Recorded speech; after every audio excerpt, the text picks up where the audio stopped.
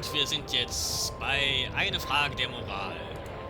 To kill, excuse me, to harvest or not to harvest, the moral dilemma that follows you throughout the Bioshock experience and defines the fate of the player. This choice lays at the center of your Bioshock story and has repercussions that can be felt in nearly every facet of the gameplay.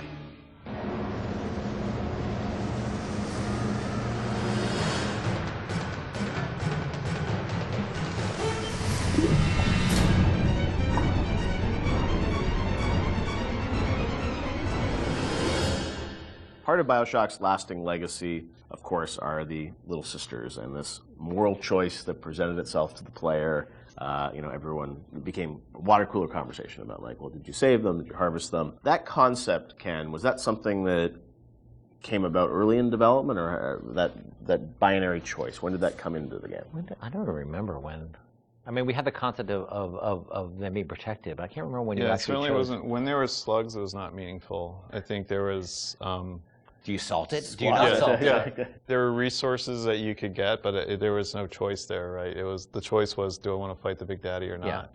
I think once we got into the realm of they have to be empathetic, the player has to have some feeling towards them, which you're not going to get from slugs. Right. Then we start seeing that opportunity there of like, okay, nobody's going to want to do harm to these girls, or do they? Like, and do we allow them to? It was we weren't comfortable with it at first when it first came up that we could. I think it was important that it was a way to reflect the sort of larger economic questions of a world like Rapture, where where the economy drives everything. Are there any limits to economic decision making versus moral decision making? Because that's sort of what the Randian notion is that it's not the role that you don't sort of legislate morality. Let's try to take that to an extreme and see where that ends up. And Little Sisters sort of became that. And in this world, they became a commodity. And the question we have for the players, are you willing, they're a commodity to you as well, potentially. Are you willing to participate in the commodification?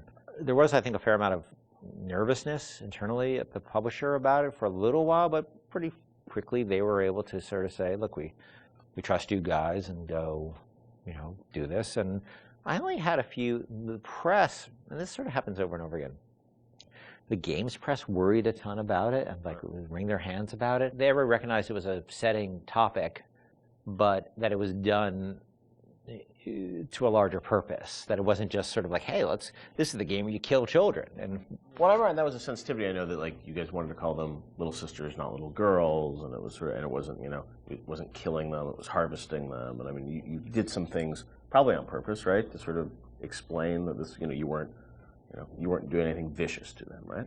Well, I mean, you do sort of.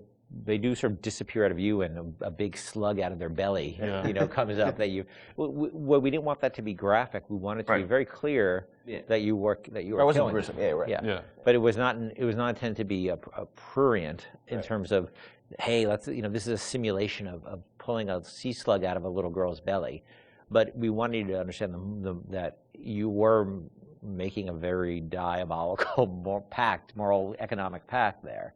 And we think that came across, and I think it came across well enough. And I think the test of how well it came across is, I think most people didn't really thought of it as am I willing to do this thing or not? Right. And people would tell us stories how their girlfriend saw them harvesting, and then they literally slept on the couch that night. Right. And that's that's an interesting, that was interesting how people connected to a 3D mesh that's really no different than any other 3D mesh in the world. This little sister, she's not a person.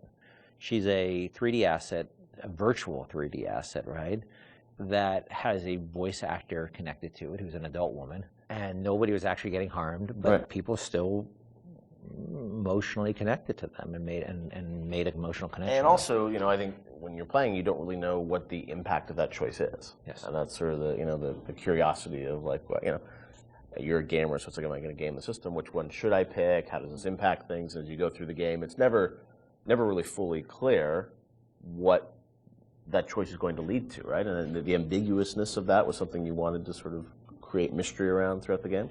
Yeah, we went back and forth a lot about what the rewards for harvesting versus saving would be, and actually I think we should have really pushed further that the rewards for saving were much more, should have been much more meager than the rewards for harvesting, just to really sort of put you up against the wall, push you up against the wall and say, you know, are you going to stick by your moral guns here? Because you're going to pay for it.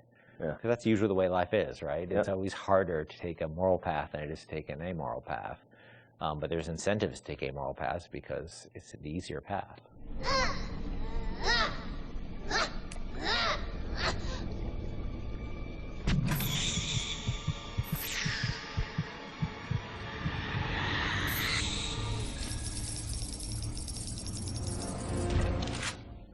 As you play through the game, eventually you get to the ending, and as we know now, there were sort of two endings that you know, were affected by that choice. And that was something at the time, I know you said publicly that you weren't in favor of sort of having two endings. Was that in part because, you know, the game is about not having choice, or did you think that, you know, the two endings were, I don't know, like, I'm interested for narratively, like, why you didn't want to go that path? It seemed forced, given that the game really sort of almost made a joke, I mean, a meta commentary joke about the lack of agency in games, the lack of meaning of those choices, given that you have these two endings. I guess you could make an argument that, well, you were free, you were given choice of the, you know, once Ryan's dead, and that's really what it's about. But I think we also didn't really have enough time to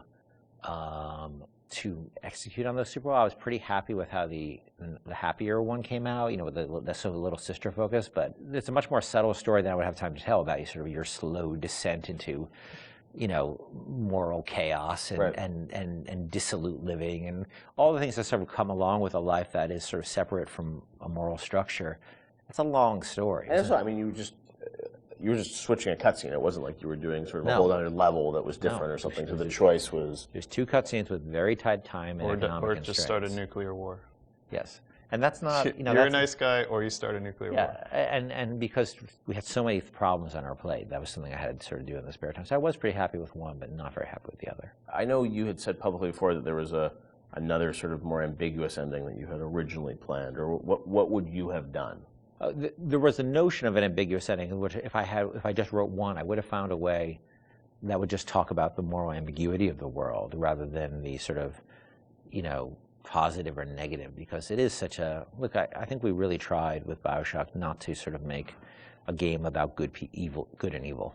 It's really about circumstances and what circumstances lead people to. And how they delude themselves with ideology to do things that they would think are evil, but it's okay because it's for the good cause. And that's what I probably would have. If I just had one to write, I'd probably focus more on that. You know, how difficult it is to sort of align when you start being driven by ideology rather than being in the moment and thinking about the impact of what you're doing. Sean, you talked to gamers, I'm sure, over the years. Did you ever get a sense of how many people harvested versus saved, and was there any sort of data? I mean, this is before the days where you get telemetry and data on like what people picked and whatnot. Yeah, I mean, anecdotally, it seems like more people saving Little Sisters. Although, I have a few friends that I just harvested every single one. I wanted to see what happened. So, I mean, I don't know if that was more, you know, the game developer and them trying to see, you know, what would happen. But certainly, for the most part, I think most people. Which I guess is a good thing. It means that maybe people are good at heart. You know, they kind of feel bad. They want they want to save the Little Sisters. So, yeah, I'll say it. You know, the needle sways towards the green there. Time for bed, Mr. B. Hurry, hurry, Mr. Bubbles. So viel zum Thema die Moral.